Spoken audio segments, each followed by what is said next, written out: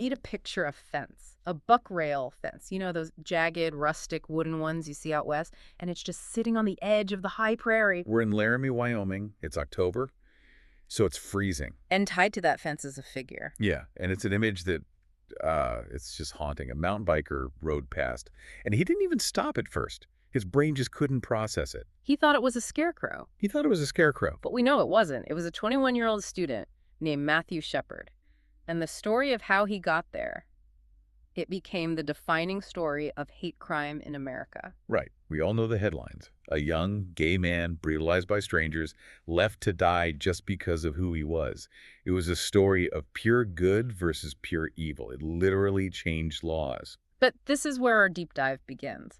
Because we've got case files, we have the defense attorney's oral history, investigative reports, and they all suggest the story we think we know might be missing the biggest piece of the puzzle. We're looking at evidence today that turns this from a clear-cut morality play into something a lot murkier.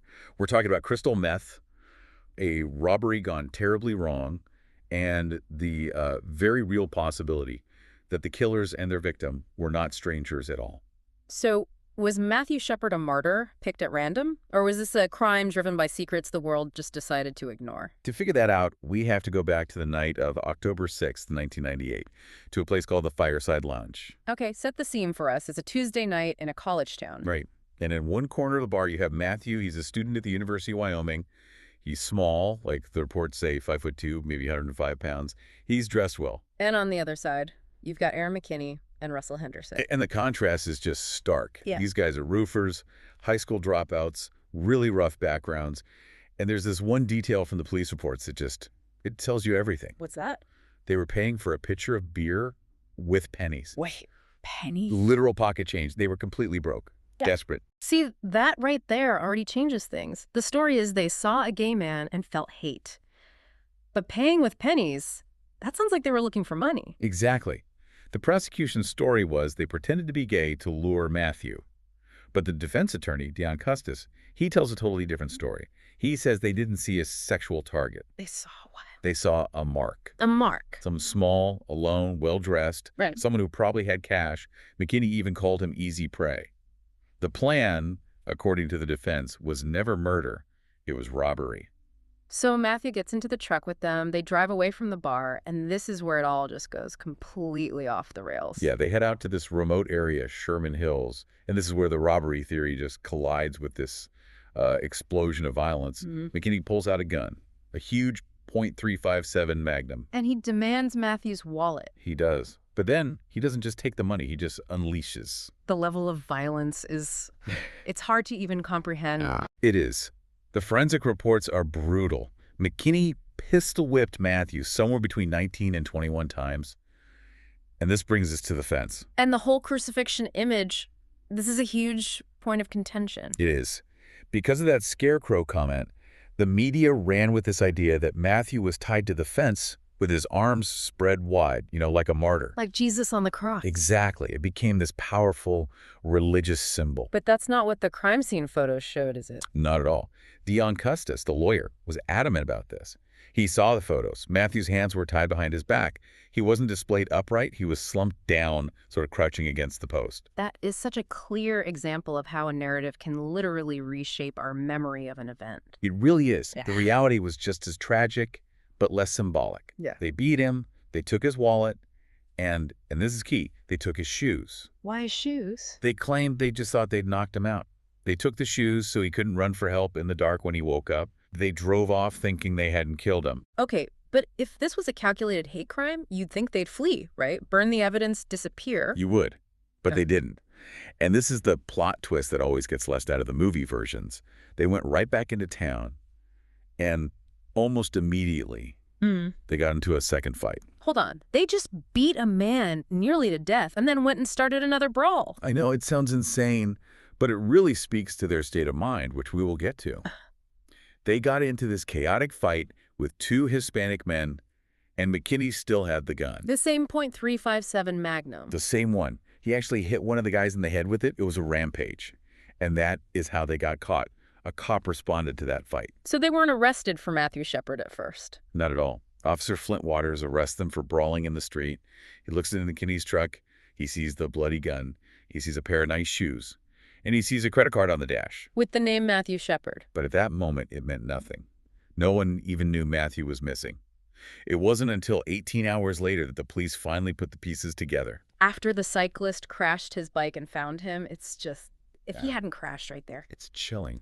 When Deputy Reggie Flutie got to the fence, Matthew was in a deep coma, and she described his face, covered in blood, except for 2 clean tracks where his tears had washed the blood away. Oh, God. That's the image that just broke everyone's heart. He never woke up. And by then, Laramie was the center of the universe. The media, the protests, the Westboro Baptist Church. The whole circus. Yeah. And in the middle of it all, you have the trial. And this is where we have to talk about the whole gay panic defense, because it's another huge myth. Right, everyone thinks the defense was just, he hit on me, so I panic. The judge actually barred that defense. What Dion Custis, the lawyer, tried to argue was that this was a robbery that spiraled out of control because of meth rage Okay. and an unwanted sexual advance. No. McKinney claimed Matthew grabbed his crotch in the truck and that it triggered this violent, drug-fueled reaction. Not, I hate gays, but I snapped. But the jury didn't fully buy it. Not entirely, no. They convicted him of felony murder killing someone during a robbery. He was facing the death penalty. And that's when Matthew's father, Dennis Shepard, stepped in. With that incredible statement, I give you life in the memory of one who no longer lives. An unbelievable act of mercy. He took the death penalty off the table. Life without parole. And that ended the legal case, but it didn't end the mystery. Okay, so this is why we go deeper. Years later, a journalist, Stephen Jimenez, he writes this book, The Book of Matt. And what he found just completely upends the official narrative. It really does. Jimenez found multiple sources who claimed that the role of crystal meth in this case was way, way bigger than anyone admitted. We knew the killers were using, but he's suggesting it was more than that. Much more. His reporting suggests Matthew Shepard himself was involved in the local meth scene. Wait, Matthew. It's a really hard thing to score with the angel image, I know. But the sources claim he wasn't just using, he might have been dealing or connected to dealers. And McKinney was definitely a dealer. So if they're both in that world, the motive completely changes. It does. It suggests McKinney wasn't just targeting a random gay man. He might have been targeting someone he believed had access to a big meth shipment worth maybe $10,000. Or that there was a drug debt. So a drug heist, not a hate crime. A desperate, violent drug heist. But then there's an even bigger bombshell. What's that? The sources claim they knew each other. What? Jimenez found a witness who said she saw Matthew and McKinney hanging out together before the murder. And there were strong suggestions that McKinney was bisexual and may have had sexual encounters with Matthew before that night. If that's true. My God, that changes everything. It means it wasn't a lure. They left the bar together because they had a history. Right. The entire night is reframed. It's not strangers. It's personal, messy, and fueled by drugs. So why didn't the defense use this? Why not shout from the rooftops? It was a drug deal gone wrong between acquaintances. That's the million-dollar question, isn't it? Yeah. But you have to think about Wyoming in 1998. The lawyer probably figured that telling a conservative jury, my client is a bisexual drug dealer who killed another man he was involved with, might actually be worse for him. And the media, the activists, why did they ignore the meth angle? Well, this gets to what some people call the perfect victim problem. Break that down. The gay rights movement desperately needed hate crime legislation. They needed a symbol, a martyr that middle America could feel sympathy for. And Matthew, young, small, white, a college kid, he was perfect. And a story about a meth deal gone wrong that doesn't pass laws. Exactly. It complicates the narrative.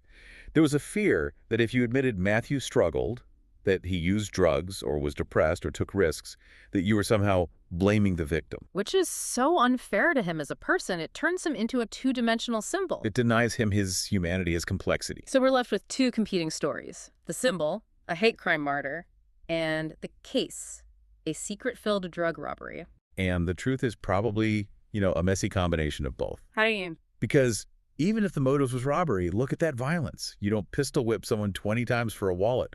There was rage there. There was something else. So the hate was still a factor. Of course, greed and hate aren't mutually exclusive.